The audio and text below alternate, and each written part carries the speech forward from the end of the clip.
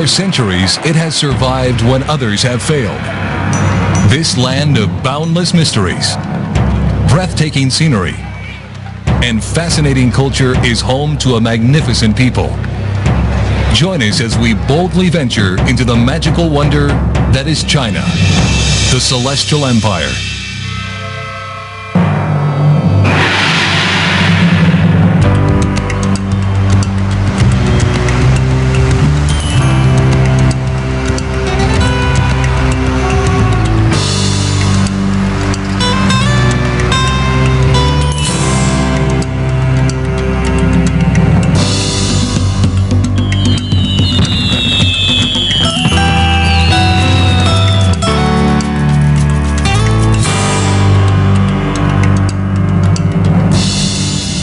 China is a land of history and intrigue.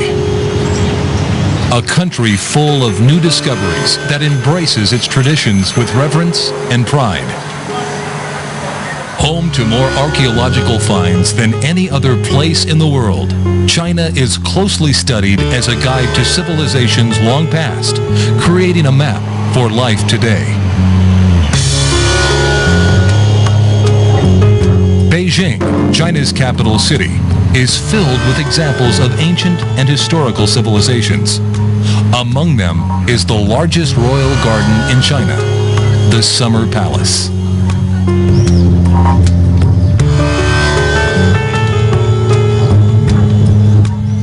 Located in the suburbs of Beijing, this spectacular royal garden is a fully integrated complex of reception halls, living quarters, and pleasure grounds. This is a storied place where for hundreds of years the emperors of China have come with their wives, their children, and their concubines to escape the heat of the city and enjoy the lush surroundings.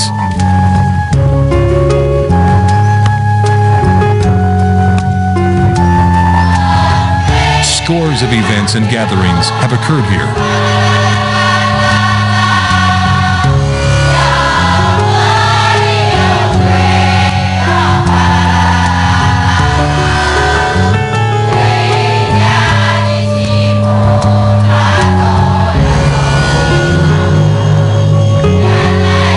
One of the most startling events happened during the reign of the Dowager Empress Cixi. In an attempt to overthrow Cixi in 1898, her nephew, the puppet emperor Guangxu, organized a revolt with a few army officers. When Cixi found out about the plot, she formed a coup of her own. In the end, several of the army officers were executed, and Guangxu was imprisoned. In the Summer Palace, the Hall of Jade Ripples, which had once been his bedroom, now became Guangxu's prison.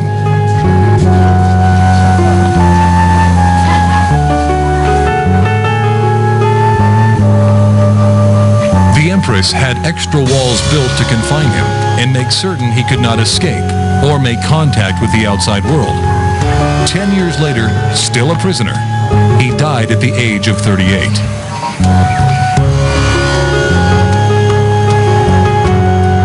Even with 3/4 of its land covered by water, this garden contains over 3,000 buildings and courtyards.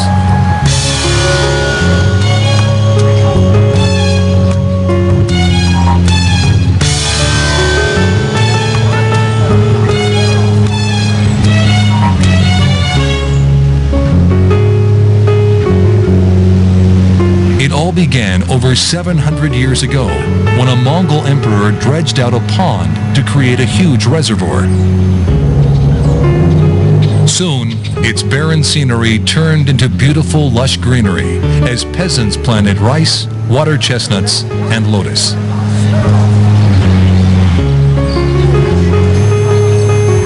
Construction of the Summer Palace itself began in 1750 under the direction of the Emperor Qing Shi Huang in honor of his mother's 60th birthday. Originally named Garden of Pure Ripple, the palace took 15 years to complete.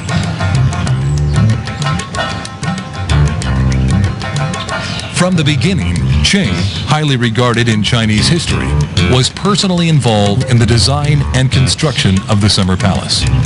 It remains a tribute to his political achievements, serving as a living monument of the finest cultural and architectural accomplishments of his reign. Today's Summer Palace has survived more than one disaster. In 1860, the entire complex was burned to the ground by English and French troops when they invaded Beijing during the Second Opium War. Empress Dowager Cixi, a merciless woman who ruled China for 50 years, undertook to rebuild the palace between 1866 and 1895.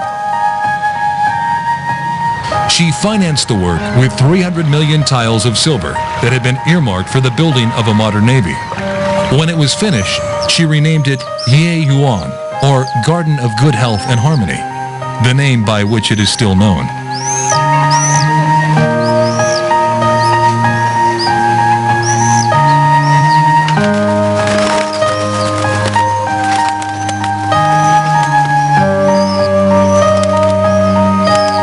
The palace was burned again by the English in 1900 in retaliation to Chinese efforts to expel them during the Boxer Rebellion.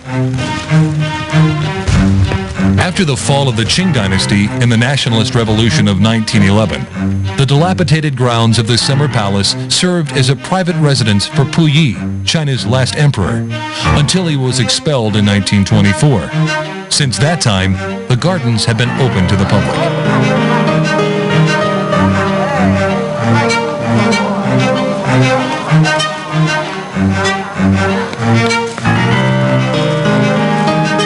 When the Emperor Qing increased the size of the original lake and added the gardens and buildings in the 1700s, he never imagined the political and violent turmoil that would plague the Summer Palace for so many years. The immense Summer Palace was about 12 miles from the Forbidden City. The vast lake brought relief from the summer heat, and the great scale of the palace accommodated the royal following of officials, family, and servants. Colorful pavilions and temples were built to provide protection from the weather and a place to meditate while enjoying the beauty of nature.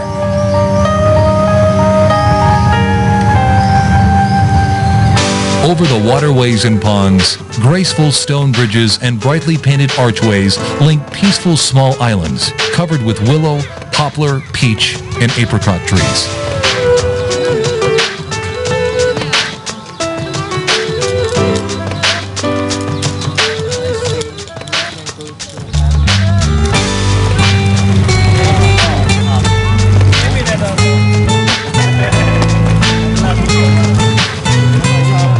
Courtyards filled with hibiscus and peony plants house precious artifacts and intricate rookeries.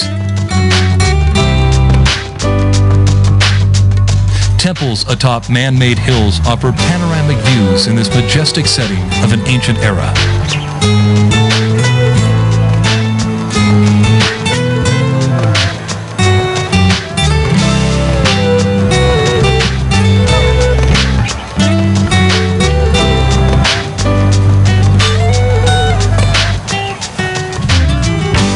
The main features of the Summer Palace are Kunming Lake and Longevity Hill. As with most imperial palaces in China, there are three principal parts: halls for political and state affairs,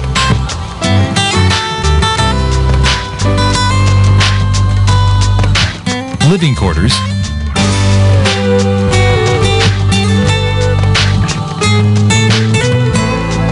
and religious buildings.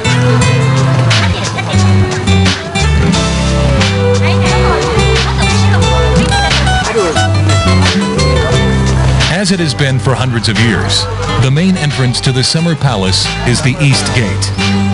Two copper lions outside the gate stand guard, warding off evil spirits.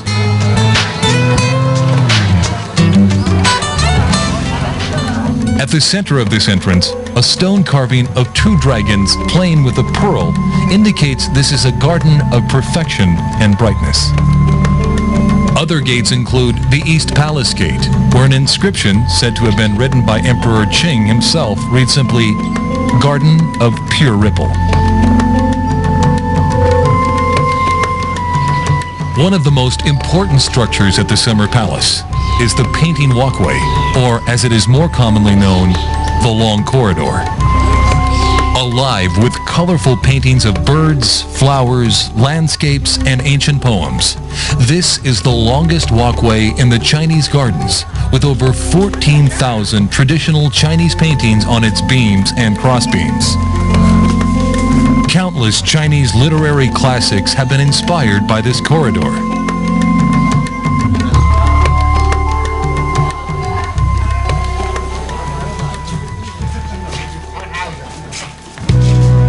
The eastern starting point of the Long Corridor is the Moon Inviting Gate. Here we see the ancient Monkey King as he subdues the white-boned demon, as written in the classic Chinese novel, Journey to the West. Most of the illustrations here are recorded as the essentials of Chinese classics. As they pass under the endless sea of paintings, Chinese visitors often test themselves or their friends to see how much they know about Chinese history and literature.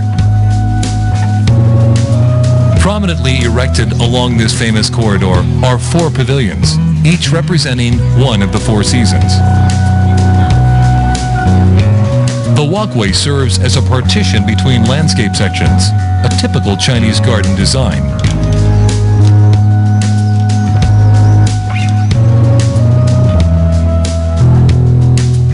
The history of this walkway is as novel as the painting displayed here. 3 centuries ago, the Emperor Qianlong traveled to Suzhou in the south of China. He was so taken by the beautiful scenery there that he ordered his best painters to sketch the landscapes. Upon their return to the Summer Palace, he had the artists paint the scenes on the beams and crossbeams of the walkway. Although the original walkway was burned to the ground by invading Allied forces in 1900, Emperor Guangxu had the Long Corridor restored to its original splendor.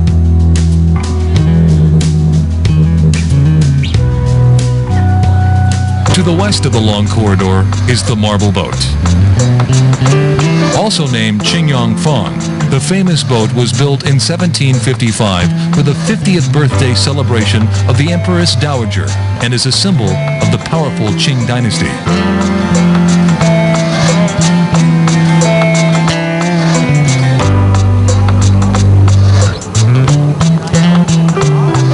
The original wooden superstructure was Chinese style, but in 1860 it was destroyed by Anglo-French forces.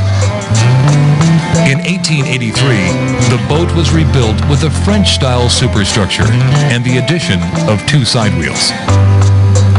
The money for the restoration was given by England to strengthen China's navy, but the Empress Dowager used the funds to rebuild the marble boat and restore the palace gardens.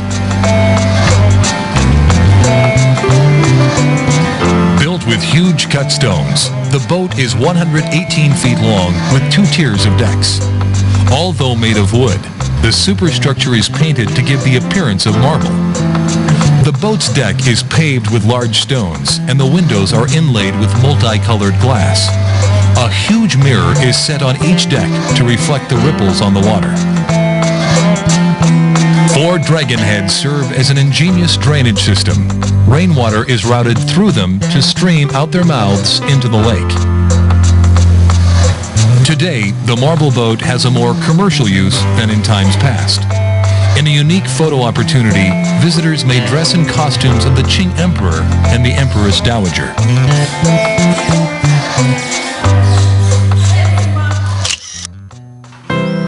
The main hall of the Summer Palace was built in 1750. It was named according to an edict from the Emperor Qianlong that the main palace in all royal resorts must be named Palace of Diligent Politics.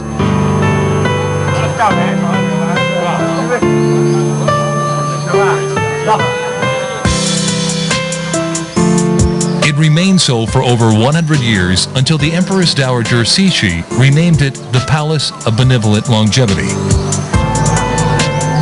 When residing in the Summer Palace, Cixi and the Emperor Guangxu would meet here with their ministers to consult and consider matters of state.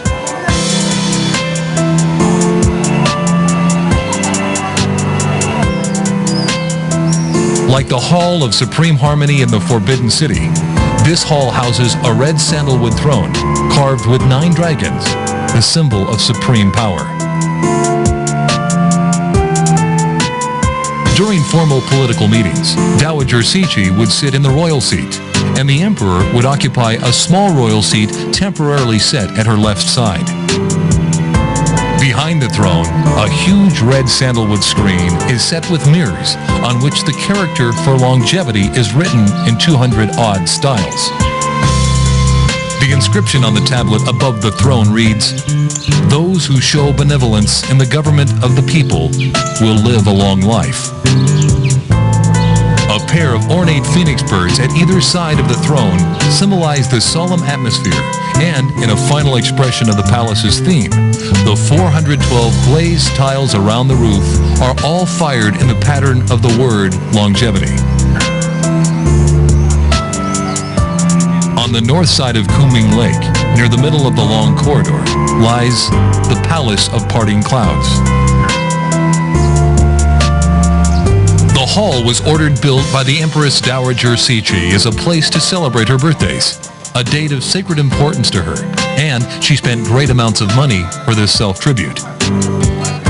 Every October 10th on the Chinese lunar calendar, a grand ceremony was held to mark the day. Seated atop a treasure chair with the 9-dragon motif, Cixi would receive the kowtows of Emperor Huangshu and his retinue. Ministers and aristocrats knelt inside the gates of the hall and paid their tribute with gifts and praise. In front of the Palace of Parting Clouds is a pair of bronze lions and 12 unusual-looking rocks. The rocks, when examined closely, look like 12 animals. These animals represent birth signs similar to Western astrological characters. Largely unchanged from Cixi's day, the interior of the Palace of Parting Clouds displays many treasures from her 60th birthday in 1894. Atop Longevity Hill stands the prime symbol of this garden, the Pavilion of Buddhist Fragrance, the tallest building inside the Summer Palace.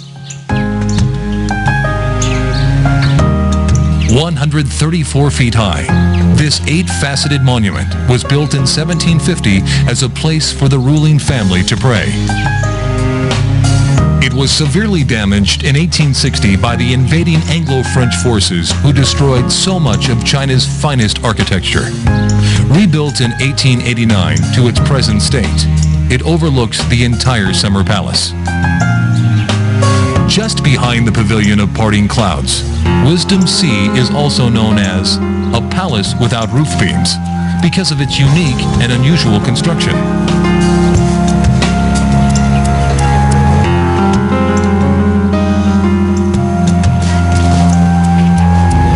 Covered with patterns of glazed tiles in green, yellow, purple, and blue, the walls of Wisdom Sea are also set with nearly 1,000 small glazed Buddhist sculptures.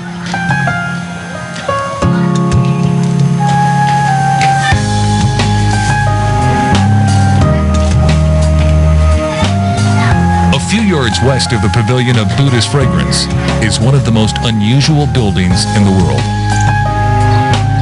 Made entirely of pure copper, the Pavilion of Precious Clouds is over 24 feet high. It consists of thousands of copper parts and components and weighs more than 207 tons.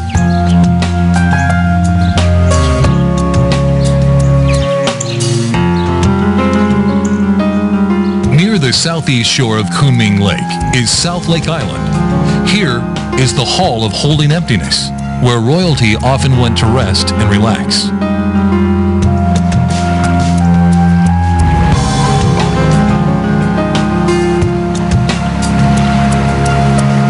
Here also is the Temple of the Dragon King, one of the most important buildings in the Summer Palace. In the Qing Dynasty, it was named Dragon King Hall and used to pray for rain. Later, the emperor used the hall to review his navy during training, which took place on the lake in front of the temple.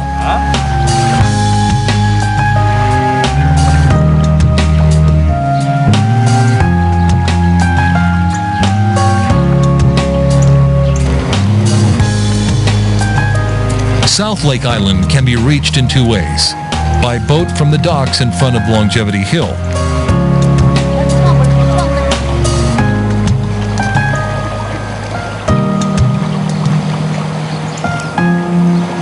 or by a 17-arch bridge, which connects the island to the east shore.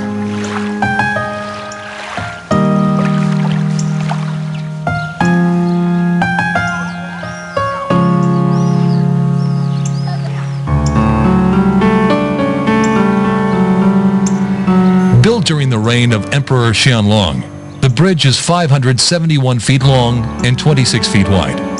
The balustrades are carved with 544 lions, each in a different posture. This is reputed to be the highest number of stone lions on any bridge in all of China.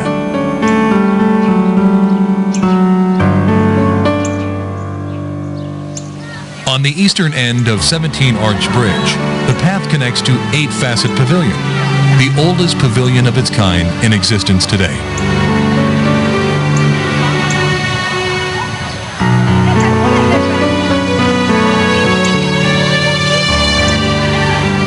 Nearby the 17-arch bridge is a life-size bronze ox. Legend tells us that the great Emperor Yu, in power 4,000 years ago, spent much of his reign controlling floods, which were common throughout most of China at that time. Once a flood was brought under control, the emperor ordered an iron ox to be placed in the riverbed to prevent future floods.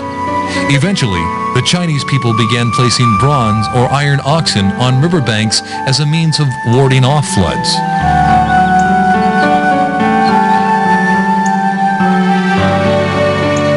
Cast in 1755, this bronze ox at the Summer Palace continues the old tradition by standing guard over Kunming Lake. In the Garden of Virtuous Harmony is the Palace of Healthy Delights, more commonly known as the Grand Theater. 69 feet high, its 3 floors contain some very sophisticated equipment. There is a winch for raising and lowering performers and props from the main floor. The stage floor has trapdoors to access a pit and water pools for creating special effects.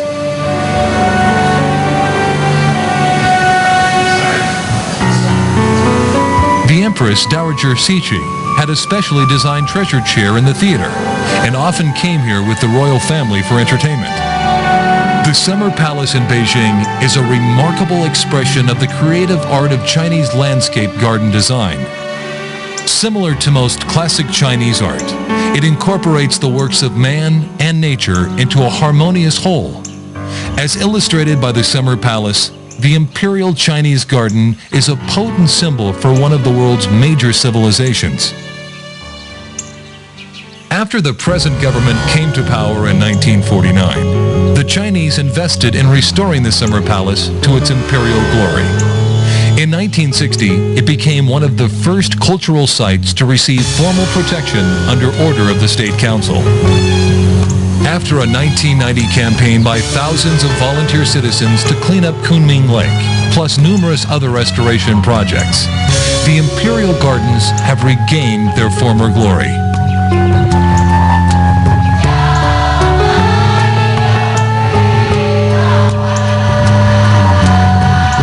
Today, visitors from around the world can marvel at the beauty and historic grandeur of the Summer Palace.